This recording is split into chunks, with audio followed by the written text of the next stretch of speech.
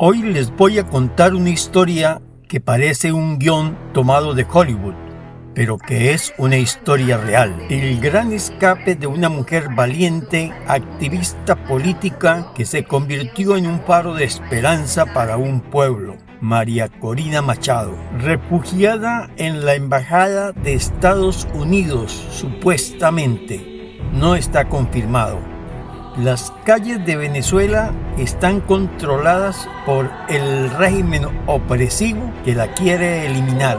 María Corina es prisionera en su propio país. Ha prometido no salir del país hasta que la tiranía caiga. Pero entonces llega una noticia que lo cambia todo. Ha sido galardonada con el Premio Nobel de la Paz, reconocimiento mundial a su lucha incansable por los derechos humanos y la democracia en Venezuela.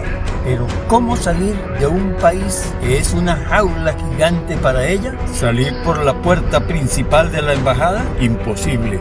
Así que aquí es donde la historia empieza a ponerse interesante. Con la ayuda de una potencia mundial que apoya su causa, se pone en marcha una operación de escape digna de un guionista hollywoodense. El plan es audaz y complejo. No se trata solamente de sacarla, sino de engañar a todo el aparato de seguridad de Diosdado y los Rodríguez. El equipo de inteligencia diseña no uno, sino 3 planes de fuga simultáneos. Lo llamaremos Operación Guacamaya 3. Los 2 primeros planes eran señuelos increíblemente elaborados. El primer señuelo involucraba un convoy diplomático falso que saldría de la capital a toda velocidad, atrayendo la atención de los servicios de seguridad. Se filtró información falsa sobre la ruta y el destino, asegurándose de que el tirano mordiera el anzuelo.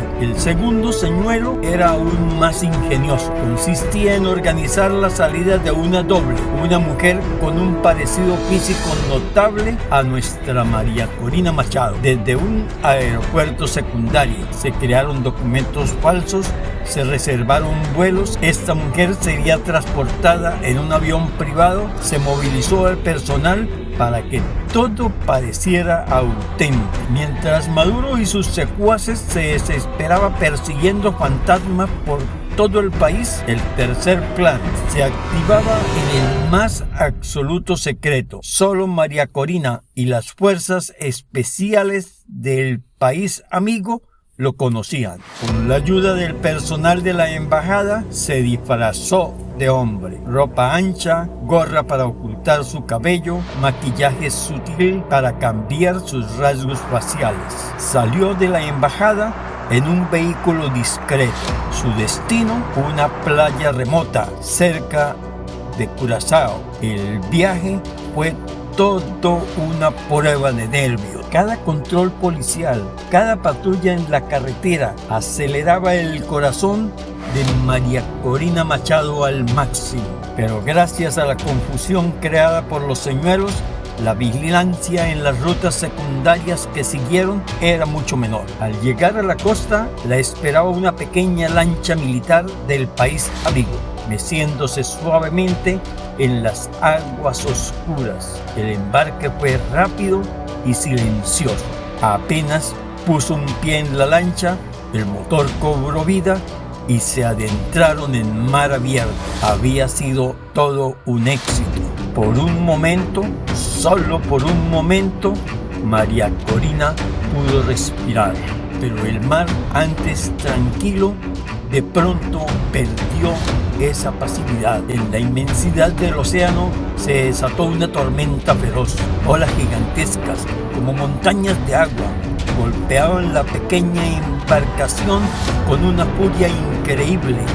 Los llevaba fuera de la ruta. La lluvia caía a cántaros, el viento aullaba como un demonio. La lancha era una cáscara de nuez en medio de un infierno acuático. La situación era crítica. María Corina susurró para sí: ofrendo mi vida para la libertad de mi pueblo venezolano. Pero en ese momento de desesperación, a través del rugido de la tormenta, escucharon un sonido familiar y esperanzador, el latir de las hélices de un helicóptero. La armada amiga, ubicada en el mar, monitoreaba la embarcación. El helicóptero luchaba contra el viento para mantenerse estable sobre la lancha. Desde su vientre descendió una escalerilla de cuerda. El rescate era extremadamente peligroso. El viento la zarandeaba violentamente. El capitán le gritó: ¡sube! Subir por aquella escalerilla requería de una fuerza y de una valentía sobrehumana, propia que ha demostrado María Corina a través de los años. Con cada peldaño que ascendía, tenía que luchar contra el viento que amenazaba arrancarla de sus manos. La fuerza de las olas la golpeaba. La angustia de los que la miraban era impresionante. Metro a metro, con una determinación de acero.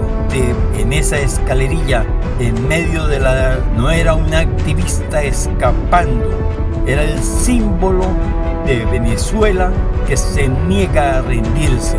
Finalmente, con un último esfuerzo, unos brazos fuertes la izaron y la pusieron dentro del helicóptero. Mayugada, empapada, golpeada, pero viva, el helicóptero rápidamente se dirigió hasta Curazao y libre. Desde allí finalmente tomó un vuelo hacia Oslo, pero su odisea había tenido un costo físico. La violenta travesía y el rescate en la escalerilla le habían provocado fracturas en varias vértebras. Un dolor agudo la acompañaba en cada movimiento, pero su espíritu seguía inquebrantable. Desafortunadamente llegó a Oslo un día después de la ceremonia de la entrega del premio Nobel. Fue su hija menor quien, con una madurez y una dignidad impresionante debido a su retraso, subió al escenario para aceptar el prestigioso galardón en nombre de su madre. Fue un momento increíblemente emotivo. A pesar de sus lesiones y del dolor insoportable, de la tensión de no haber dormido durante toda la travesía, lo primero que hizo nuestra heroína al llegar a Oslo fue desde el balcón del hotel saludar a los venezolanos que se habían reunido allí y agradecerles por ese espíritu que dieron para acompañarla en esa impresionante fuga. La emoción, la alegría, la emotividad del reencuentro con su madre y con sus hijos es realmente muy difícil de describirlo. Solamente había que sentirlo. Al día siguiente, María Corina fue recibida por los organizadores del Premio Nobel. Dio conferencias de prensa y, al igual que las operaciones Guacamaya 1 y 2, donde extrajeron de la embajada argentina a sus colaboradores y a tu madre de la residencia, a la pregunta de los malintencionados periodistas de que contara cómo se realizó la extracción, su respuesta fue enfática: hay que proteger la identidad de quienes arriesgan su vida por ayudarnos. Así termina la historia de este gran escape, de esta operación Guacamaya 3, que es ficticia. No sabemos en realidad cómo se realizó. No olviden darle un like y hasta la próxima.